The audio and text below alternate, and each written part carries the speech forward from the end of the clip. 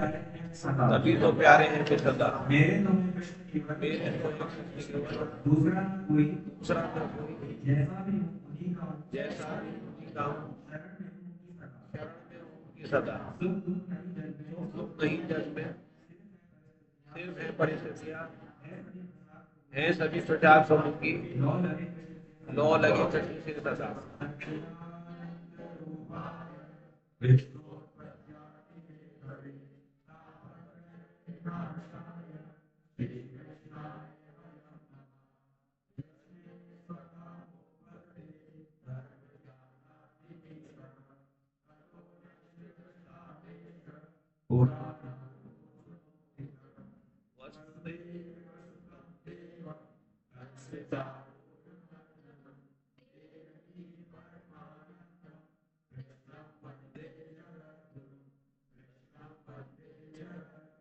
पंचरत्न दिव्य श्लोक।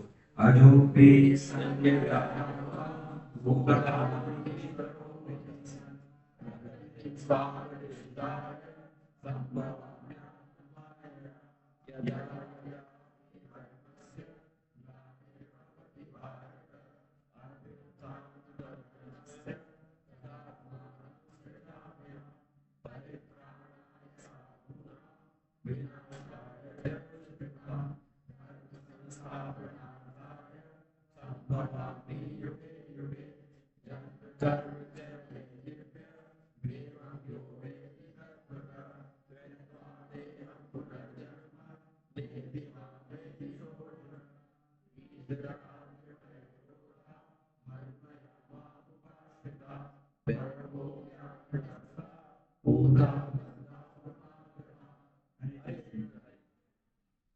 ये चौथे अध्याय के छठे से लेकर 10वें श्लोक तक पंचरत्न दिव्य श्लोक कहलाते हैं। और साधक संजीवनी में स्वामी राम सुखदास जी ने गारंटी ली है कि जो इसको रोज पढ़ेगा उसका अधोगति नहीं होगी, अर्थात मनुष्य जन्म मिलेगा, ये गारंटी उनकी तरफ से है। तो भगवान जो है अपनी बात का मान रखे ना रखे, पर भक्त का रखते हैं। तो स्वामी जी का मान रखेंगे, मानते हुए हमें 5 ये दिव्य श्लोक पढ़ने चाहिए। कौन कौन पढ़ रहा है daily? Very good, very good. बाकी क्या भूल जाते हैं? करो इसको, बार बार इसीलिए कहा जाता है।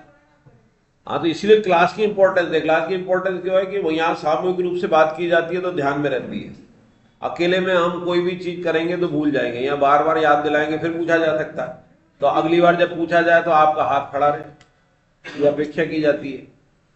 तो जो 5 दिव्य श्लोक पढ़ने चाहिए हमें, और इसकी स्वामी जी ने कही है तो उसको हो गई इसको।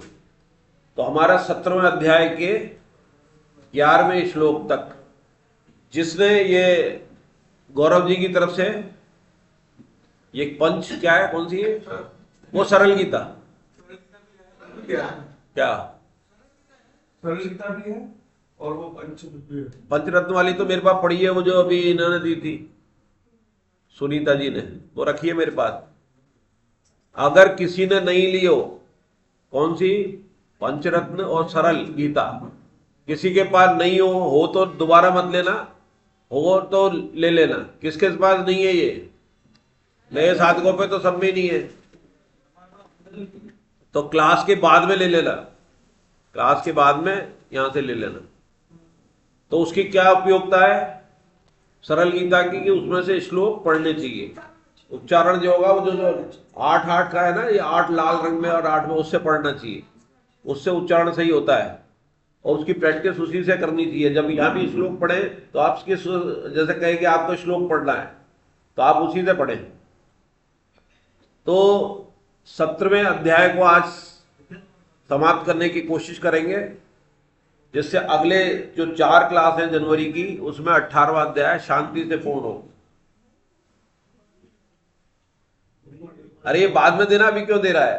अभी बने कर दिया ना, बाद में लेंगे, डिस्टर्बेंस हो जाएगा।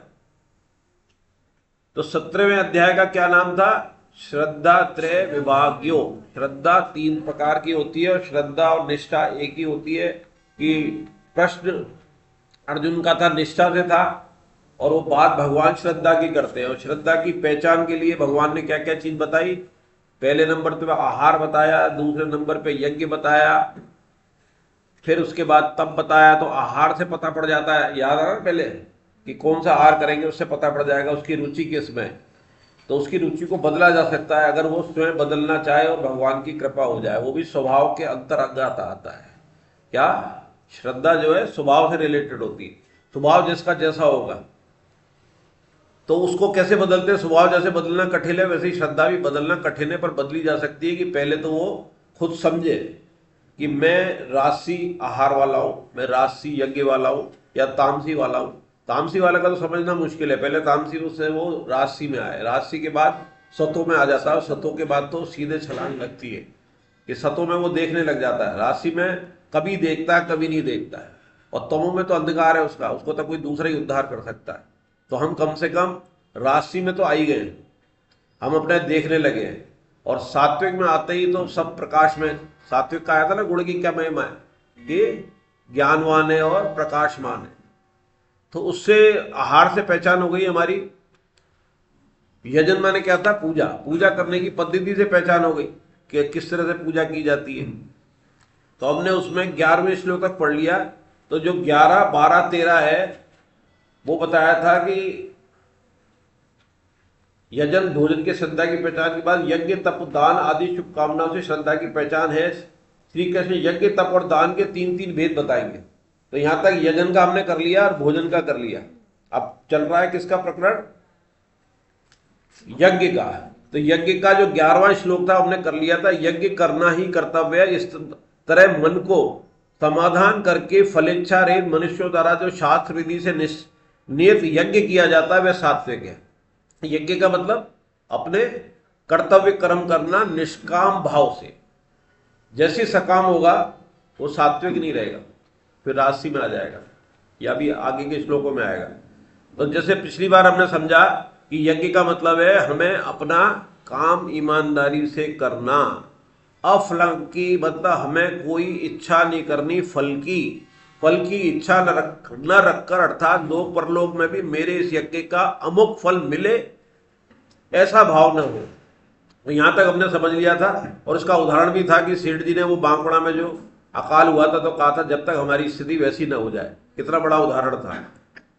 अब 12वां 13वां श्लोक कौन पढ़ेंगे बीच में से? आज जो जिन्होंने नहीं पढ़ा ये पढ़ेगा। तो रेगुलर क्यों नहीं आता क्लास में? अभी तो तेरी छुट्टी है, मैं तो सोच रहा था छुट्टी में तू बाहर गया होगा।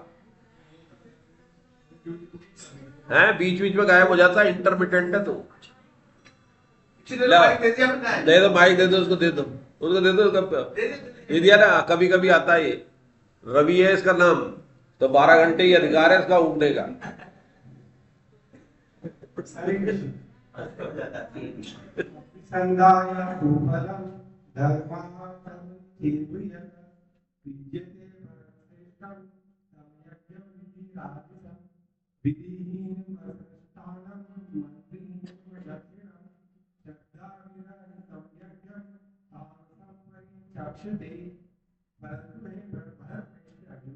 जो पति इच्छा को लेकर किया जाता है अथवा दंभ दिखावटी फल के लिए भी किया जाता है, उस यज्ञ को तो राजा शास्त्र विधि से ही अन्न दान से रहे, बिना मंत्रों के, बिना दक्षिणा के और बिना श्रद्धा के किए जाने वाले यज्ञ को तामस कहते हैं। हरे कृष्ण। तो यज्ञ यानी जो कर्तव्य कर्म है हमने उससे पढ़ लिया कि सात्विक कौन से होते हैं। अब राजसी और तामसी इन 2 श्लोकों में। परंतु हे भरत श्रेष्ठ अर्जुन, जो दूसरे 11वें अध्याय के 11वें श्लोक के आगे का कहते हैं, तो सतत बोल रहे हैं ना, इसलिए परंतु उसमें लगाया है कि उसके बाद हे भरत श्रेष्ठ अर्जुन, जो फल की इच्छा को लेकर ही किया जाता है अथवा दंभ यानी दिखावटीपन के लिए भी किया जाता है, उस यज्ञ को तुम राजस समझो। और शास्त्र विधि से हीन, अन्न दान से रहित, बिना मंत्रों के, बिना दक्षिणा के, बिना श्रद्धा के किए जाने वाले यज्ञ को तामस कहते हैं।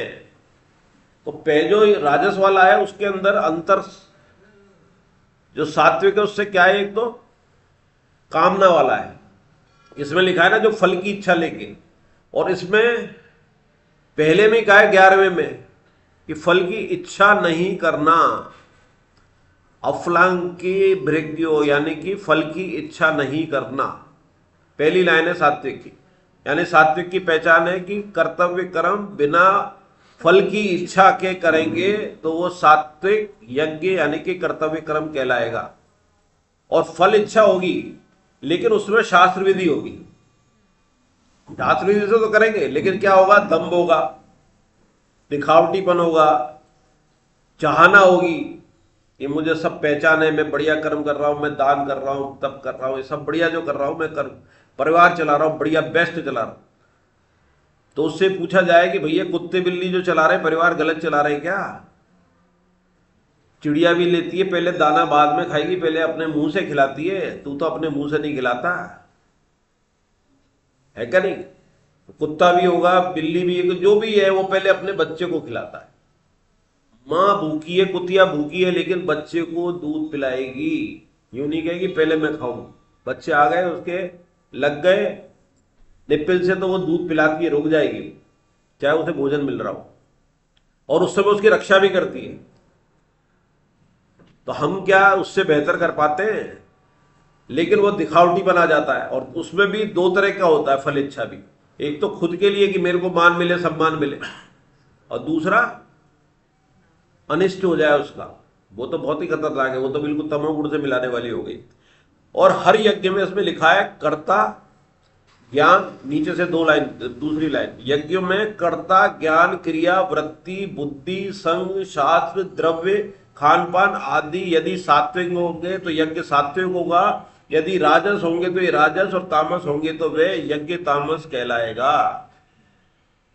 कर्ता में तो हम खुद आ गए, ज्ञान हमें जो मिल रहा है, क्रिया जैसी करेंगे, शांति से करेंगे तो सात्विक, जल्दीबाजी में करेंगे या अनदेखी करके करेंगे तो वो क्रिया हो गई। वृत्ति कैसी है हमारी, ये सब हम जानते हैं। बुद्धि कैसी है, संग कैसा, संग की बहुत इंपॉर्टेंस है। आप सात्विक यज्ञ कर रहे हो लेकिन संगी साथी अच्छे नहीं है, आपके सात्विक प्रवृत्ति है, तो उसका संग का असर पड़ के आप राजस और तामस में चले जाओगे। और राजस के अंदर अगर सात्विक आपके पास संगी ज्यादा है तो हो सकता है आप राजस से निवृत्त होकर सीधे सात्विक में चले जाओ। तो संग की इतनी महत्वपूर्णता, जैसे जैसे ये इधर बढ़ रहे हैं उसकी इंपॉर्टेंस बढ़ रही है। शास्त्र संग होगा तो आप गिरोगे नहीं। द्रव्य खान पान, तो द्रव्य किस तरह खा रहे हैं, क्या प्रसाद लगा रहे हैं, तो ये इसके अंदर ये इसकी इंपॉर्टेंस है, इसी से राजस तामस मिलते हैं। और एक और आया है कि शुभ कर्मों को करने में रुचि पैदा करने के हेतु से शास्त्रों में प्रत्येक कर्म का फल बताया। जैसे वेदों में कहते हैं ना, वेदों में सकाम से निष्काम की भावना है। हमारे किसी को भी, हम तो खैर गीता साधक हो गए तब भी हमारी स्थिति है, जो गीता साधक नहीं है तो ये हमारे गीता प्रचार की इसमें कुंजी छिपी हुई है, इसमें कि आप तो एक तो रुचि के हिसाब से करेगा आदमी और दूसरा फल के हिसाब से करेगा। अब पहले बार में तो कह देगा साहब गीता में मुझे रुचि नहीं है, मुझे तो रामचरितमानस या भागवत अच्छी लगती है। तो उससे कहना भाई रुचि का कारण क्या है, उसमें भी कृष्ण है, इसमें भी राम है, और ये तो कृष्ण की वाणी है। बोले साहब रुचि इसलिए नहीं है कि मजा नहीं आता है। तो भैया मजा के लिए हमारे उदाहरण इतने बढ़िया बढ़िया दे रखे हैं, इसमें दे रखे ना उदाहरण, और स्वामी जी ने भी दिए उदाहरण, और इसमें हमने, संतोष जी ने, सबने कलेक्ट करके लिखे उदाहरण। तो देख यार तू पढ़ेगा तो उसमें रामचरितमानस भी है, रामचरित में रुचि है तो रामचरितमानस के श्लोक से गीता जी के श्लोक जुड़े। बोले यार ये बात तो पता नहीं है, तो पता है तो देख लो, इसके अंदर आ रहा है, ये बात आ रही है। ऐसे हम कईयों को समझाते हैं। दूसरा, उसको रुचि के साथ फल क्या मिलेगा, तो फल यार तो पहली बार गारंटी में थोड़ी मिल जाएगा, पर यह है कि 1 साल बाद तेरे अंदर बदलाव आ जाएगा। तेरे पास दुख आकर भी दुख महसूस नहीं होगा। ये अपने आता है क्या नहीं, दुख को देखा जाए, दुख का प्रभाव न देखे, दुख को अंदर महसूस ना करे, उसको देखे आते जाते, जैसे सुख को ही देखे, उसको अपने अंदर इन्वॉल्व ना करे, ना तो उछलने लग जाए ना दुखी हो सुख और दुख से। तो ये हो जाएगा। तेरे घर के अंदर बीमारी हारी खत्म नहीं हो जाए, कम नहीं हो जाए तो बताना। तेरे बच्चे को साथ में बिठा लेना तो वो दंडी हो तो उसका अच्छा स्वभाव ना हो तो बताना। और ये भगवान की वाणी के आधार पर आप गारंटी ले लो तो भगवान आपकी वाणी की रक्षा करेंगे। तो उससे उसको अपन गीता प्रचार में जोड़ सकते हैं कि अपने से उनको तर्क करेगा, 2 चीजों में करेगा। यार मेरी इच्छा नहीं है, मुझे मिलेगा क्या, तो उसको अपने इस हिसाब से समझा के उसके हित में, तेरे हित के लिए कर रहा है, मेरे हित के लिए नहीं। और फिर जब तू पढ़ लेगा तो हम क्यों कर रहे हैं ये तुझे पता पड़ जाएगा, तो तेरा हित आगे बढ़ जाएगा। जैसे हम क्यों इसलिए कर रहे हैं कि वो दो श्लोक है 18/68-69 के, कि जो मेरा प्रचार करेगा निष्काम भाव से मुझे प्राप्त होगा और उससे बढ़िया काम करने वाला तीनों लोकों में नहीं होगा, पूर्ण संपूर्ण ब्रह्मांड में नहीं होगा। तो इसलिए तेरे पास भी वो गुण आ जाएंगे, वो तीसरी तरकीब तू ये सीख जाएगा। अब आता है तामस भाव वाला जो दूसरा श्लोक है। तामस भाव वाला उपेक्षा पूर्वक शास्त्रीय विधि का त्याग करता है। पहले आया था ना कैसे त्याग करते, 3 तरह से करते, एक तो अज्ञता पता ही नहीं है, एक उपेक्षा वाला, और तीसरा जानबूझ के ले मैं तो नहीं करता हूं, तो वो तो बुद्धिहीन है, बिल्कुल अज्ञानी है। तो तामस भाव वाला उपेक्षा पूर्वक करता, उपेक्षा जानबूझ की उपेक्षा करता है, वो त्याग करता। तामसी श्रद्धा वाला व्यक्ति द्रव्य में यज्ञ करते हुए ब्राह्मण आदि को अन्नदान नहीं देना चाहता, उसके द्वारा वैदिक मंत्रों को नहीं बोला जाता, ब्राह्मणों को दक्षिणा आदि नहीं दी जाती। अब ब्राह्मणों के लिए क्या कहेगा अगर वो करेगा, तो अरे यार ये तो फुकट में आ जाते हैं, इतने करें क्या यार, श्लोक बोले है। और तू किसी से पढ़ने जाए, सलाह ले किसी भी चीज की, तो वो लाखों रुपए ले लेगा सलाह लेने के, उसको तो दे देगा। किसने आके क्या किया, आपका लाखों का टीवी खराब हो गया और वो आया, उसने उसे मालूम था कि इसमें कुछ भी नहीं था, तार इधर से उधर गया, जोड़ गया, ले गया 2000 रुपए, कोई चीज नहीं लगाई उसने, 1 रुपया खर्च नहीं हुआ, पर 2000 ले गया। पर उसमें तो ये लगता है कि हमारा तुलना किससे करते कि मेरा 1 लाख का टीवी बेकार पड़ा था, इसने सही कर दिया। ब्राह्मण का दिखेगा नहीं, ब्राह्मण ने पूजा पाठ किया तेरी तरक्की के लिए, उसे दिखाई नहीं देगी, लेकिन वो शास्त्र पढ़ेगा तो पता पड़ जाएगा कि भाई तू ब्राह्मण को दे रहा है तो भगवान तक ही पहुंच रहा है, भगवान बहुत खुश हो रहे हैं। और वास्तव में जो ब्राह्मण थे उसको तो कहा ही नहीं था, जो उसमें आता है भागवतम में 9 कर्म बताए ब्राह्मण के, और उसमें से एक कर्म में भी धनोपार्जन नहीं है।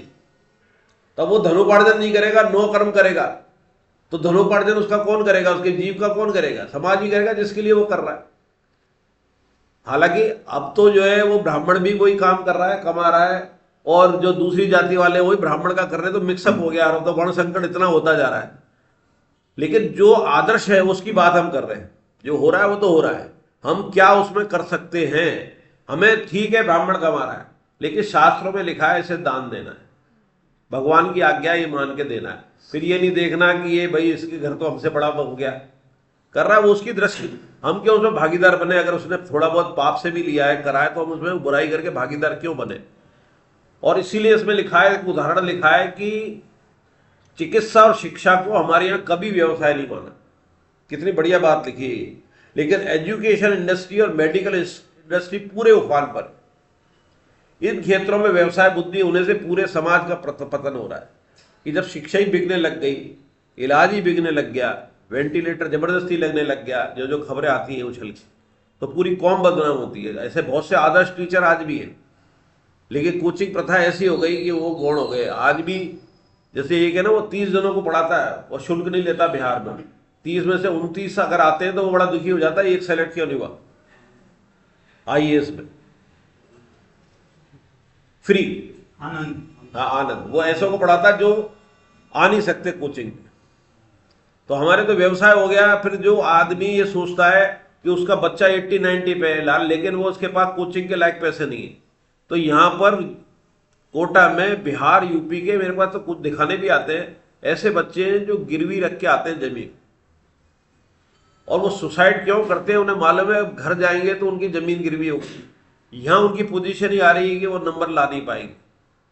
तो एक मैंने अपनी वीडियो में भी कहा था, उनको भी कहा कि तुम 12वीं आ गए करके 13वीं यानी कि वो परीक्षा भी दो, ड्रॉप ले रहे हो ना तो आप 13वीं मत छोड़ो, आप देते रहो बार बार, वो पढ़ाई काम ही आएगी। 2 घंटे में तो पास होना है, उसमें नंबर नहीं लाने तुम्हें 13वीं 14वीं में। तो तुम्हारी जब अगर 2 बार अटेम्प्ट के बाद आपके पास एक डिग्री BSc को तो हो जाएगी। अब वो 2-3 साल करता है तो उसके पास कोई डिग्री नहीं, अब 13वीं 14वीं में जाएगा तो 2 साल कहां से लाए।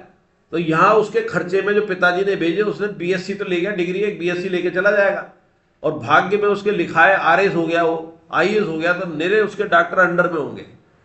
ऐसे उदाहरण भी है कि यहाँ नहीं हो पाए, वहां सेलेक्ट हो गए। तो भगवान तो वैसा चाहता है, भगवान की जो नियम है, प्रारब्ध है, उसमें आप आड़ लगा रहे हो अपनी ज्यादा मैं करके कि नहीं मैं तो डॉक्टर ही बनूंगा, मैं बनूंगा। अरे वो तेरे को कलेक्टर बनाना चाहता है, साइंटिस्ट बनाना चाहता है तो बीएससी कर, एमएससी कर, पीएचडी कर, साइंटिस्ट हो जाएगा। लेकिन और ये कोचिंग वाले और उसका करते शोषण कैसे करते कि तू कर, तेरा हो जाएगा, तेरा हो जाएगा, तेरा 2 ही नंबर से तो रह गया, पूरी मेहनत कर, उसे ज्वाइन नहीं करने देते अगली क्लास। तो उनका धंधा छुपा हुआ है इसमें कि लगा रहे हैं इसी के अंदर। तो इस तरह से हमारे इन 2 चीजों में नहीं करना चाहिए। तो अब 14, 15, 16, 17 ये 4 बहुत इंपॉर्टेंट श्लोक है इस अध्याय की। ये 4 सबसे इंपॉर्टेंट कहलाते हैं। क्या कहलाते हैं जब पढ़ेंगे तो पता पड़ेगा। हाँ 4 कौन पढ़ेगा? हरे कृष्णा। फिर तुम पढ़ ले, तो फिर तुम लेना इसके बाद। हाँ अंतःकरण शुद्धि में तप की विशेष महिमा है। तब से ही इस सृष्टि की उत्पत्ति, पालन और संहार होता है। अतः आगे के 3 श्लोकों में क्रमशः शारीरिक, वाचिक और मानसिक सात्विक तप का वर्णन करते हैं।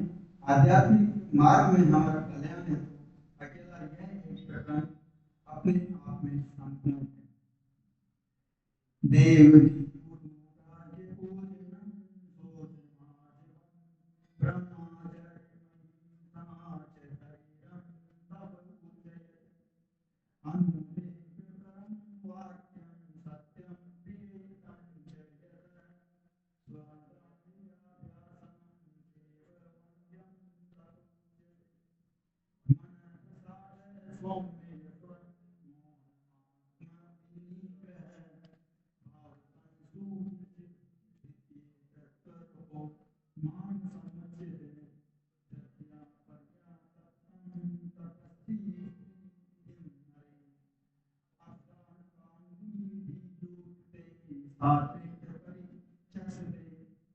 देवता, ब्राह्मण, गुरुजन और जीवन मुक्त महापुरुष का यथा योग्य पूजन करना, शुद्धि रखना, सरलता, ब्रह्मचर्य का पालन करना और हिंसा न करना, ये शरीर संबंधी तप कहा जाता है।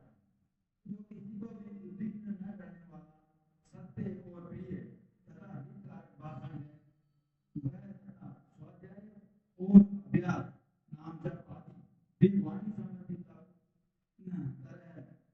ये मन संबंधी तप कहा जाता है। परीक्षा से नहीं, मनुष्य द्वारा जो 3 प्रकार है, शरीर, वाणी और मन का तप किया जाता है, उसको सात्विक कहते हैं। हरे कृष्णा। ये कहा ना इसका हृदय है इस अध्याय के श्लोक, इसी को हम समझ लें तो पूरा हमारा उद्धार हो सकता है। अंतःकरण शुद्धि में तप की विशेष महिमा है। तब तो सब जानते हैं ना। तप का मतलब अपने कर्तव्य कर्म करने के अंदर हर समय प्रसन्न रहना। कोई प्रतिकूलता आ रही है, परेशानी भी आ रही है, तो उसमें दुखी नहीं होना, और बड़ा मजा आ रहा है खूब, तो उसमें उद्विग्न नहीं होना। बस मतलब बहुत ज्यादा उछल नहीं करना कि हाँ बहुत बढ़िया, वो तप है।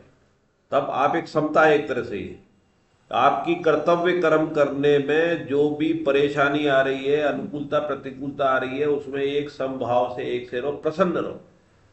हर परिस्थिति में प्रसन्न रहना कर्तव्य कर्म करते हुए, वो है तप। तो अब ये तप के आधार पर बता रहे हैं। और तप भी किस किस का? तब से ही सृष्टि की उत्पत्ति, पालन और संहार होता है। तब से ही तो होगा। कर्तव्य कर्म करेंगे तो सृष्टि का संहार भी होगा, इसी से पालन होगा, उत्पत्ति होगी। अतः आगे के 3 श्लोक में क्रमशः शारीरिक, वाचिक, वाचिक का मतलब वाणी से, और मानसिक मतलब मन, सात्विक तत्व का वर्णन करते हैं। आध्यात्मिक मार्ग में हमारे कल्याण हेतु अकेला यह एक प्रकरण अपने आप में संपूर्ण है। कह दिया ना भगवान ने, आध्यात्मिक मार्ग में हमारे कल्याण हेतु अकेला ये एक प्रकरण अपने आप में संपूर्ण है। वैसे तो गीता जी का एक ही श्लोक पे सारी गीता जी घूम जाती है। कोई सा पकड़ लो, उसके आधार पे दूसरी चीज मिलेगी, तीसरी मिलेगी, वहीं घूम जाएगी गीता जी। तो इसमें ये 4 पकड़ लिए।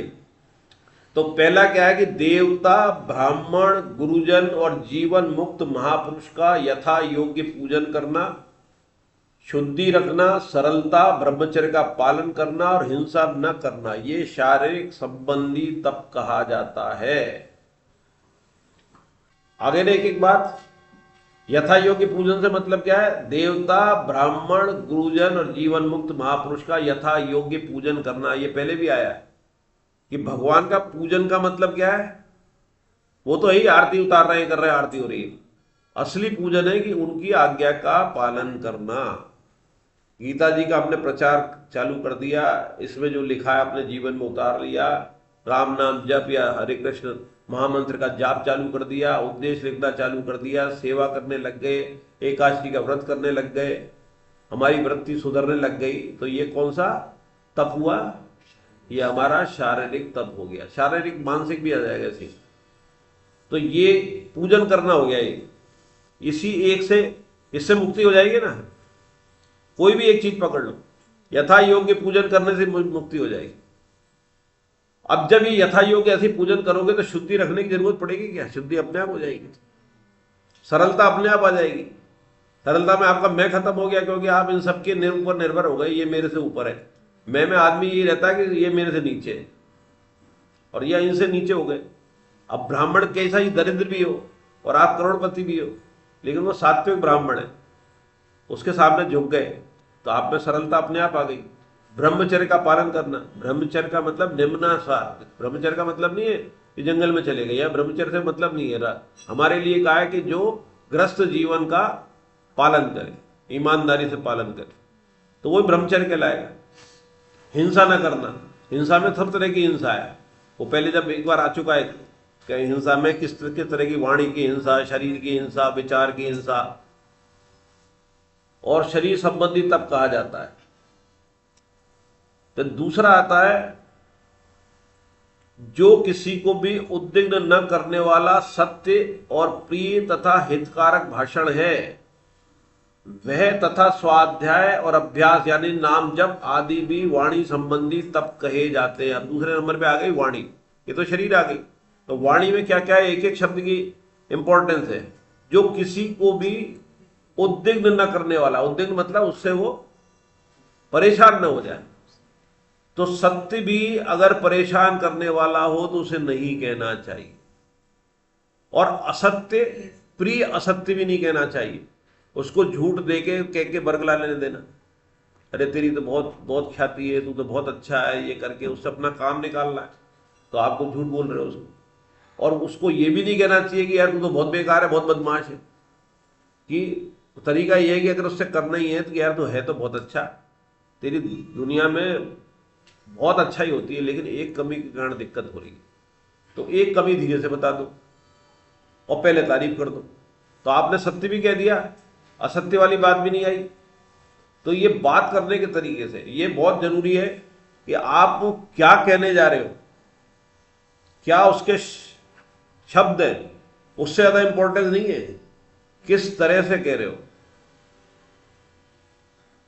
एक आप उसमें जाओगे खाने में, कहां पर, सबसे नीचे स्तर पे ढाबे होते हैं ना, तो वहां आपको यूं पटक जाएगा थाली और यूं कर जाएगा, और वहां आपके बड़े से बड़े में उतरते जाओगे धीरे धीरे, तो वही लहसुन प्याज वही है, लेकिन वो सजा के रख के ला रहा है, नमस्ते कर रहा है। आप पैसे दे आते हो ना ज्यादा, हालांकि उसके में स्वाद ज्यादा आ रहा है ढाबे वाले के, उसके नहीं आ रहा, लेकिन वो केवल परोसने के तरीके से, व्यवहार से जीत लेता है ना। तो आपकी बातें भी उसी तरह से परोसी जाएं। आप ढाबे वाला खाना 5 स्टार होटल के अंदर परोस दो, वो कीमत दे देगा। ढाबे में तो कम भाव भी करेगा, उल्टा सीधा बोल के भी जाएगा, तुम्हारे बिल्कुल सही नहीं है, सफाई नहीं है, ये नहीं है, और वह चुपचाप तो पेमेंट कर देगा, टिप भी दे के जाएगा। और टिप भी देखो कैसे कि अंदर भी टिप, बाहर आपकी गाड़ी खड़ी है तो उसकी भी खुलने वाला बाहर खड़ा है, वो उन्हें भी पता है ले रहा है, इसलिए उसकी तनख्वाह उस हिसाब से देते हैं।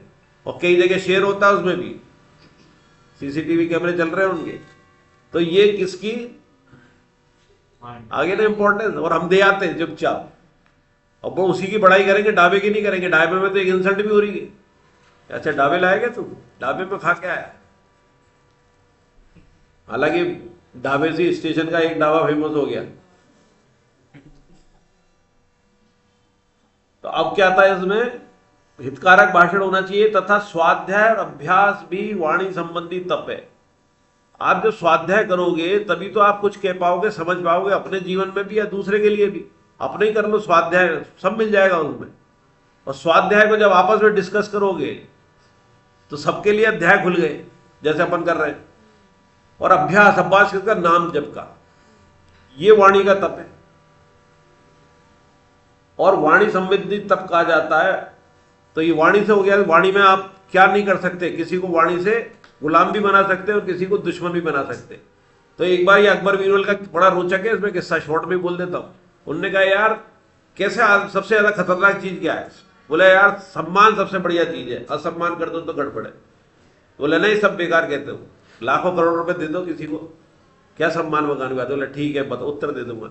तो बहुत बड़ा भंडारा बढ़िया भोजन रखा, अच्छे अच्छे वीआईपी को बुलाया बीरबल ने, तो अकबर की बहन को ही बुलाया, तो खूब परोसाई बढ़िया की, खूब बढ़िया, और उसके खूब स्वागत करा, उसके बैंड बाजे के साथ बिठा के लाए बग्गी में, उसको पूरे गेट लगाए, और उसको जब वो खाने लगी बढ़िया, व्यंजन भी बहुत बढ़िया, और जब उसका पेट भर गया, डकार आने लगी, तो बीरबल ही पहुंच गया खीर वो रबड़ी लेके, ये ले रबड़ी ले, तो बोले नहीं पेट भर गया है, तो ये ले ले, तेरे कौन से खसम के पैसे पेट जा रहे हैं, पैसे ले ले, क्या बिगड़ जाएगा, इतनी देर से तो खा ही रही थी, कौन सी रुकी?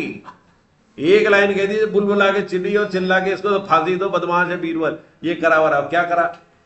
तो बोले महाराज आपने कहा था ना, हमने कहा था सम्मान से बोलना चाहिए, सम्मान, मैंने इसके लिए लाखों खर्च कर दिए, सब बढ़िया रहा, और रबड़ी खाने की तो कह रहा था, कोई थू नहीं कह रहा था क्या? पर ये कह दिया मैंने, कौन सा तेरे खसम के पैसे से बन रही, खा ले। उसको बुरी लग गई, तो मैं क्या करूं, अब आप बताओ, तो किसकी वैल्यू होता? तो समझ गया अकबर कि ये बीरबल ऐसे ही नहीं करता। तो ऐसा उदाहरण है जो काम भी आता बोलने में। तीसरा आया मन का तप। तो मन का तप क्या है?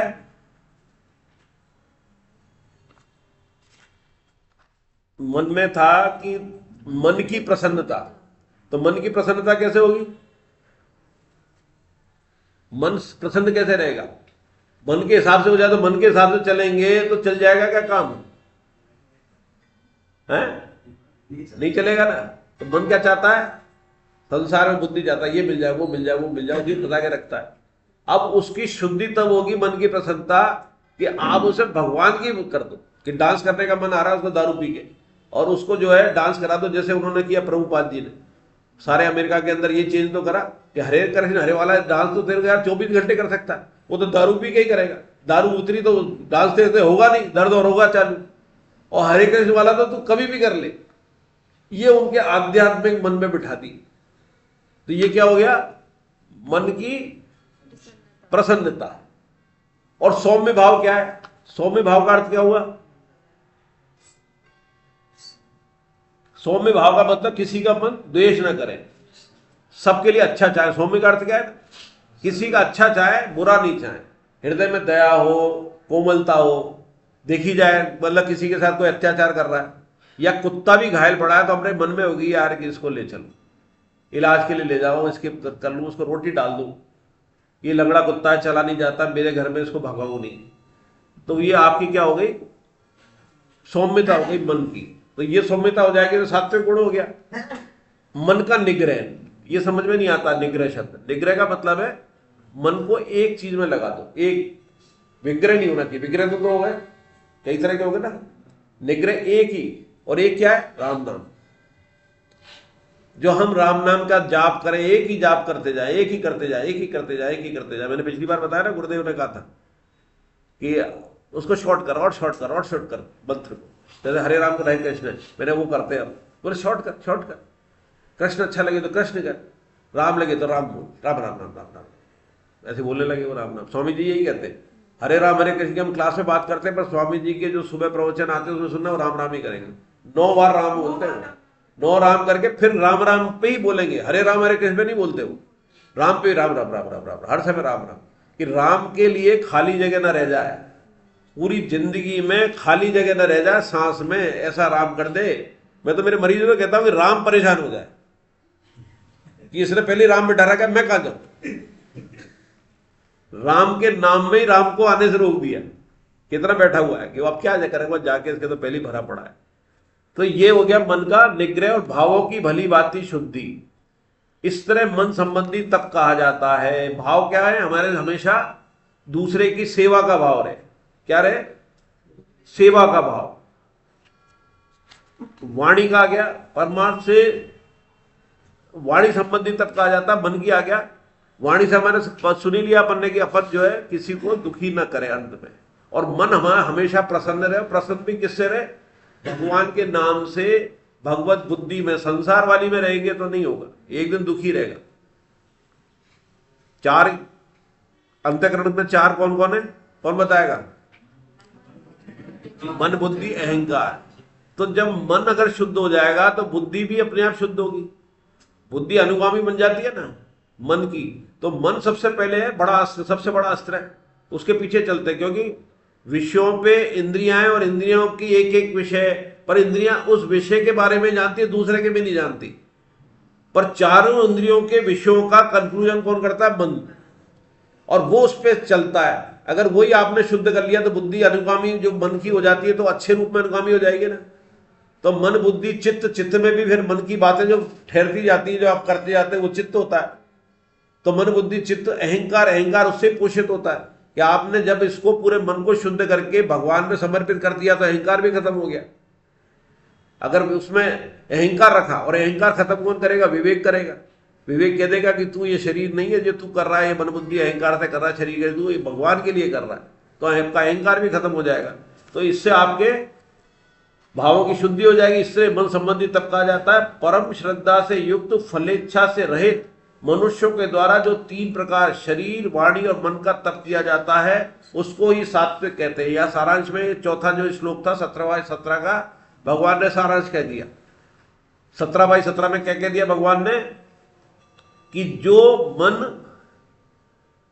मन से बुद्धि और क्या था? वाणी, तीनों के जो द्वारा जो हो जाएगा वो क्या कहलाएगा? सात्विक कहलाएगा। 3 प्रकार से शरीर वाणी और मन। तो शरीर वाणी मन हो गया, तो इसके बाद बचा क्या? कुछ नहीं बचा। इसलिए तो भगवान ने कहा कि ये उतार ले। 3 में तो उसकी व्याख्या करिए और चौथे में डिसीजन दे दिया है।